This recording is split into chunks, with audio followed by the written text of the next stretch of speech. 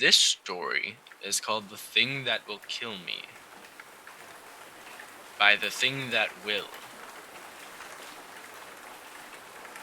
I grew up in a tiny town in Vermont. Tiny in terms of population, not size. There were huge sprawling farms and wooded areas, but almost no people. More cows than people, which is standard for a lot of towns in Vermont. So clearly, not the most fun in the world for a kid who was sick of freezing winters and awful, balmy summers surrounded by boring Vermonters that didn't have many kids my age. My only close friend was Tina, who was about a year older than me. We spent almost all our time with each other, constantly dreaming about life outside of Vermont. The people in our town were strange folk, different than in other places. One thing I didn't realize about small towns until I moved to the city is how incredibly superstitious they could be. They believed in the strange, paranormal. They believed in Luvia. Luvia was an older French-Canadian woman who had moved to Vermont when she met her husband, and everyone in the town thought she was a clairvoyant. Thought she was clairvoyant, psychic. Even my own parents did. One day, my mother lost her wedding ring. She had looked everywhere for it. They called Luvia, and she immediately told him it was under old, rotting wood. They looked in the backyard, where my father had been tearing apart a decaying piano he'd found. My mother had helped him one day. The ring was there, under old, rotting wood. After hearing a lot about Luvia from other townsfolk who assumed she was 100% credible, Tina and I decided to go see her one evening to try and find out whatever she could tell us about the future. I was skeptical, but it seemed like a fun thing to do as a joke. So we dropped by her house in the early evening, and she opened the door as we walked up the pathway to her house, before we even had a chance to knock. Tina elbowed me hard in the ribs and whispered that Luvia was clearly a psychic. She had sensed us coming to the door. I whispered back that it was probably more to do with her house being full of windows, and the fact that she probably saw us coming from a long way away. Either way, I started to feel strange the minute we got close to her. She was very, very old, very tiny, and kind of sunken. Sunken eye sockets and sharp cheekbones, and a sort of concave chest cavity. It was more than a little unnerving, but she smiled, and was sweet to us, and I started to warm up to her. Nothing about her or her house screamed creepy psychic to me. Just a well-dressed older woman in a cabin-style house. It looked like how you'd imagine any typical grandmother's home. Doilies, knitting, family magazines, etc. We told her that we were interested in the clairvoyant reading, and handed her about $20 that we had scrounged together between the two of us. She led us to her kitchen table, and asked which of us wanted to go first. "What can you tell me about my love life?" Tina asked. Luvia had no crystal ball, tarot cards, or tea leaves. She just closed her eyes and sat silently for about 2 minutes. Then she took a deep breath and said, "Michael Carton." Tina stared back at her for a few seconds until Luvia repeated, "Michael Carton, the man you're going to marry. Michael Carton." Tina thanked her and repeated the name to herself a few times. "Michael Carton. Michael Carton. Michael Carton." Luvia then turned to me. "Whatever you can tell me, I'd like to hear," I said. "It doesn't have to be about my love life or anything." Luvia closed her eyes for a few seconds, but information about me seemed to reach her much quicker than her visions of Tina's husband. She looked straight into my eyes, grabbed my hands, and said, The thing that will kill you is shedding its skin. The thing that will kill you is sharpening its teeth. The thing that will kill you is washing the blood off its claws. The thing that will kill you is gathering skins. The thing that will kill you, you won't see it coming. The three of us sat there in silence for a while. I felt sick, shaken up. Luvia looked as if she wished she didn't have to tell me that.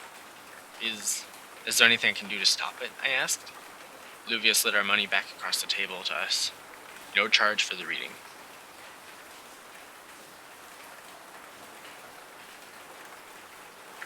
Tina and I slunk out of Luvia's house quietly. We didn't say a word on the way back to our houses. Tina just found out the name of her love life. I got to listen to a horrifying cryptic message about my death. I was just 12 years old. I was freaking terrified. When Tina left me at my doorstep, she tried to make light of the readings. "How does she know who I'm going to marry?" she asked. "And it's not like some monster's going to get you." "No monster's going to get you." For years I looked for it, the thing that will kill me. I could almost feel it, sensed it behind each car, swaying behind the trees at night, underneath the fresh snow, waiting outside my window. With every step, I hesitated. Every time I tried to sleep, I could almost see it. What did she say about his teeth? I looked out for slowed skin, for blood, for skins, for hides. But I never found it. When I was 18, I left for college in California, to get away from the snow and the cold and the thing that would kill me. I stopped sensing it everywhere. My heart stopped pounding whenever I walked alone at night. Maybe, whatever it was, it stayed in Vermont. Maybe it wasn't a thing at all. People in California laughed when I told them the story, and it stopped seeming real. Just the ramblings of a tiny, ancient French-Canadian woman. It wasn't real. When I was 27, a wedding invitation came in the mail. Tina was getting married. This was the first I had heard of it. I was still in California and barely kept contact with anyone back in the East. It seemed like a past life. You were cordially invited to the wedding of Michael Carton and Tina. Wait. No. Clearly she had the name in her mind, Michael Carton, but she sought him out. It had nothing to do with Luvia. Her predictions weren't real. They couldn't be. Clairvoyants don't exist. It's ridiculous to think that kind of thing happens in the real world. I went to the wedding. Tina, Michael, and I laughed about the whole thing. The psychic knew. She predicted it. Of course she didn't. Tina and Michael decided it was nothing more than a funny story to tell their future children. Just tell us if you run into some beast with razor-sharp teeth that's gathering skins, okay? Then we'll think it's more than just a funny coincidence. I left the wedding as sure as I ever was that the thing that would kill me wasn't real, didn't exist. I'd looked behind the trees, behind the cars. Nothing was ever waiting for me. Nothing was ready to skin me. I didn't know why I'd been scared so long. The best thing about Tina's wedding was that we got back in touch for the first time in a very long time. We were very different people than we had been as children, but we still shared more of a bond than we realized. She was happy, living in Vermont with Michael. She told me everything that was going on in our town. The population slowly increasing, the new schools that they were building, the babies that were born, Luvia dying. As the years went on, her calls and emails got less and less frequent. She always seemed to be busy. Soon they tapered off completely. I missed her, of course, but I had my own life, and I could always check in on my childhood home whenever I wanted. One winter, I came into town to visit my parents for the holidays, and I decided I'd swing by Tina's house. I'd normally never just drop by, but she was pretty bad about answering her phone, and I really just wanted to see her. I pulled up to her and Michael's house. 2 cars were in the driveway, so I figured they were both home. I walked up and rang the doorbell. Michael opened it, dressed in several layers in a large coat, as if he had just come home from the snow. He invited me inside. He looked very surprised to see me, and asked if I had talked to Tina recently. I haven't actually, not in several months. Sorry for the invasion, I don't usually just drop by like this, but I was wondering if I could see her. I figured you'd know, that you'd have heard. She left me, a few months ago. Just up and left. Hasn't spoken to me since. Oh God, I said, I'm so sorry. I had no idea. He took off his coat and hung it on a coat rack by the door. Can I take your coat, he asked. I told him it was all right, that I wouldn't be staying long. I was just so shocked that she'd do something like that. He was a really good guy. I'm sorry. I was about to get ready for bed. I've got an early work day tomorrow. Do you mind? He kicked off his shoes, pulled his sweater off, and headed towards the bathroom. I settled in, looking around their home. Of course I don't mind. Do you know where she went? I don't, he yelled from the bathroom, mouthful of toothpaste. She didn't call until after she was gone. That's awful. I'm sorry.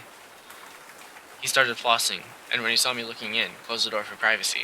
When I heard the shower water start running, I pulled out my phone, figuring I'd take this time to look through Tina's last messages to me, to see if she gave any hint to where she went. Any clue. My phone fell out of my hand as I grabbed it out of my bag, and I saw it drop beneath the couch. As I felt around under the couch for my phone, my hand hit something else. A massive clump of long hair.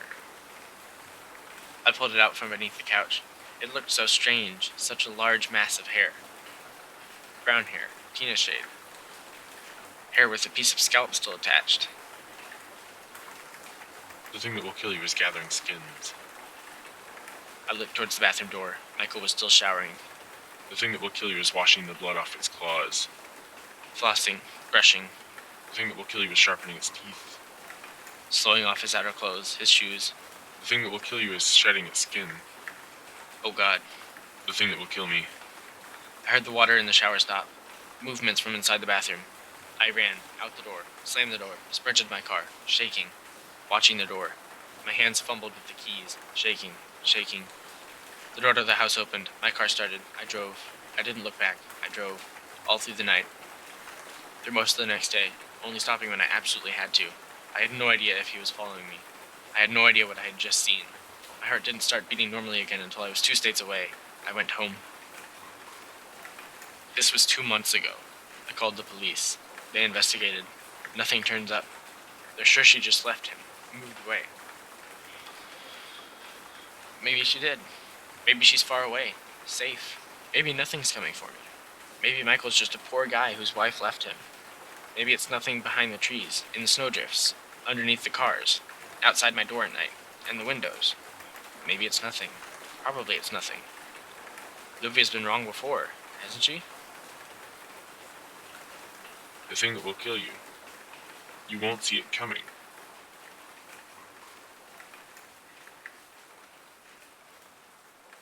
Thanks to Harry Potter, the female one, of course, for finding this story. And remember, we are always